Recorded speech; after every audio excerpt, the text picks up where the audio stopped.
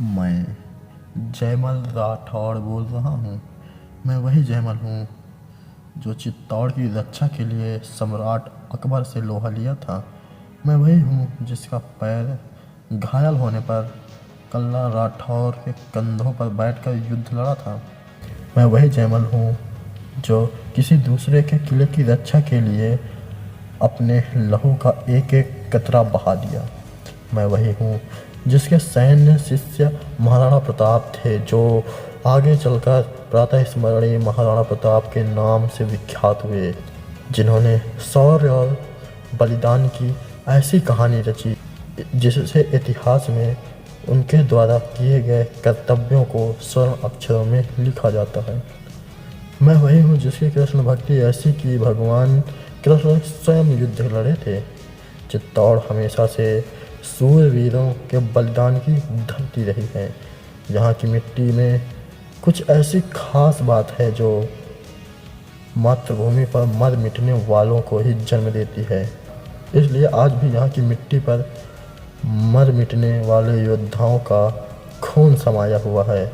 उन योद्धाओं में से एक मेरा नाम भी गिना जाता है और मैं अपने आप को बहुत गर्वित महसूस करता हूँ कि मुझे इस मिट्टी पर न्यौछावर होने का सौभाग्य प्राप्त हुआ।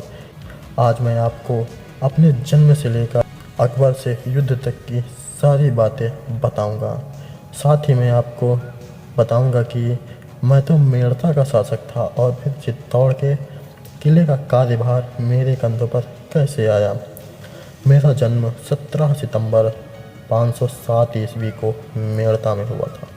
सन 1544 ईस्वी को मैं 36 वर्ष की आयु में अपने पिता राव पिरमदे की मृत्यु के बाद मेड़ता की गद्दी पर बैठा था।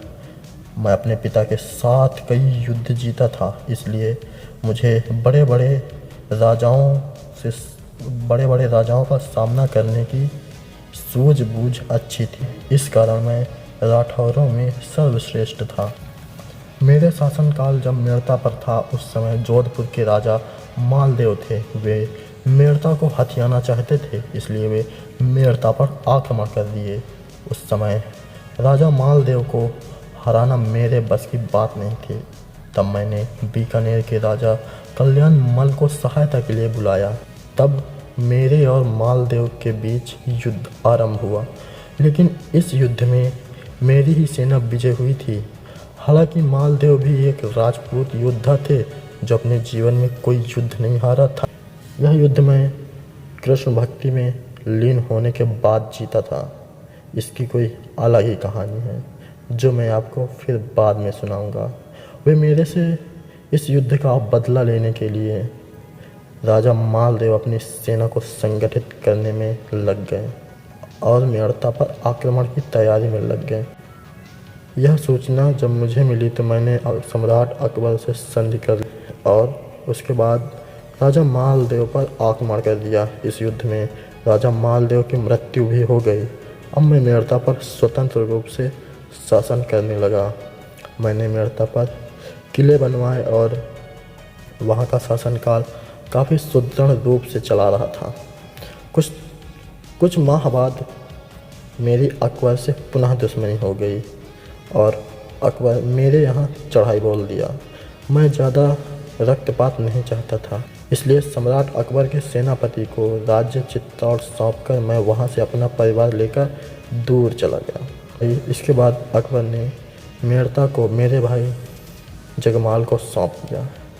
इधर मैं और मेरे समस्त परिवार को चित्तौड़ के राजा राणा उदय सिंह जी ने शरण दिया था। इधर अकबर चित्तौड़ पर आक्रमण करने की तैयारी कर रहा था और जब यह सूचना हमें लगी तो हम सभी सामंतों एवं सेनापतियों ने मिलकर यह विचार किया कि राणा उदय सिंह जी को कुंभलगढ़ की भी रक्षा करनी आवश्यक है। इसलिए हमने उन्हें वहां से जाने के लिए कहा और चित्तौड़ का कार्यभार मेरे और पत्ता के हाथों में सौंप देने के लिए भी कहा और राणा उदय सिंह वहाँ से चले गए। दूसरे दिन अकबर ने चित्तौड़ को चारों ओर से घेर लिया और अकबर ने अपने तोपों से किले की दीवारों पर आक्रमण करना शुरू कर दिया। इससे किले की दीवारों पर दरार आ रही थी। तब मैं और कुछ सैनिकों के साथ मिलकर रात को वो दीवारें पुनः चुनवा रहा था। यह प्रक्रिया 6 माह तक चलती रही। अकबर दीवारों पर दरार पैदा करता और मैं रात को उन्हें पुनः बनवा देता था। फिर उसके बाद जब अकबर ने कोई निष्कर्ष नहीं निकाल पाया तो उसने मुझसे संधि की बात की। उसने कहा कि तुम चित्तौड़ हमें सौंप कर अपने राज्य क्यों नहीं चले जाते।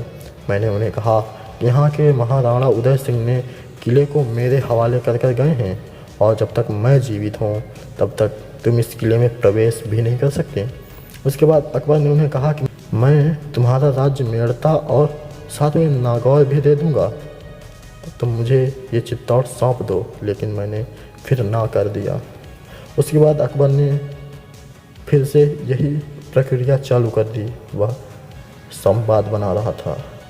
उसके बाद अकबर ने चित्तौड़ को उड़ाने के लिए साबात का निर्माण करवाया, लेकिन उसका यह प्रयास भी असफल गया। एक दिन मैं रात को दीवार चुनवा रहा था, तभी अकबर ने मुझे देख लिया और अपनी संग्राम नामक बंदूक से मेरी जांघ पर गोली मार दी, जिससे मैं घायल हो गया। अब हमारे पास केसरिया और जौहर करने के अलावा और कुछ नहीं बचा था। अगले दिन सभी सूरवीर अपने सिर पर केसरिया पगड़ी बांधकर केसरिया के लिए तैयार हो गए। यह देखकर मेरे आंखों में पानी आ गया कि मैं घायल होने के कारण मैं युद्ध में नहीं लड़ सकता। तब मेरे भतीजे कल्ला राठौर ने कहा कि चाचा जी, मैं आपको अपने कंधों पर बैठाकर युद्ध में लड़वाऊंगा। तब मैं मेरे भतीजे कल्ला राठौर के कंधों पर बैठकर मुगलों से युद्ध किया और तभी चित्तौड़ में दूसरा जौहर हुआ था। यह जौहर फूल कुंवर के नेतृत्व में 25 फरवरी 1568 ईस्वी को हुआ था, जो पत्ता की पत्नी थी। यह युद्ध मैंने अपनी पूरी वीरता से लड़ा था। मैं और मेरे राजपूत सैनिकों ने मिलकर सम्राट अकबर की मुगल सेना को खदेड़ दिया। कहा जाता है कि अकबर के पास ऐसा कोई सैनिक नहीं था जो मेरा मुकाबला कर सके। अकबर ने पीछे से अपनी बंदूक से मुझ पर वार किया था और मैं मारा गया था। अकबर ने मेरी वीरता को देखकर अपने आगरा में मेरी प्रतिमा बनवाई थी। मेरे जीते जी अकबर ने चित्तौड़ में कदम नहीं रखा था। तो मेरे प्रिय दर्शकों, यह थी मेरे जीवन की कहानी। इस चित्तौड़ की मिट्टी पर अनेक वीरों ने बलिदान दिया, उनमें से एक मेरा भी नाम आता है। तो मेरे प्रिय दर्शकों, आपका मेरे और उन अनेक शूरवीरों के बारे में क्या विचार है, कमेंट में ज़रूर बताएं। जय हिंद।